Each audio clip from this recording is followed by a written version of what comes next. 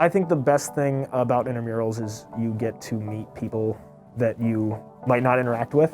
So that's been nice to see, is just students being able to link with one another and get a little more connected on campus. So we offered 4v4 volleyball instead of the full team of 6. We also offered cornhole, spikeball, tennis, table tennis, badminton, curling, pickleball.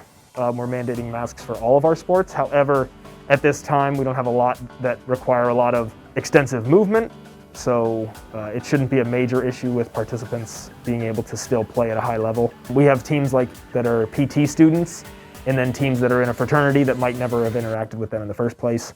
You know, it's 2v2, where you absolutely get to talk with your opponents and get to meet one another.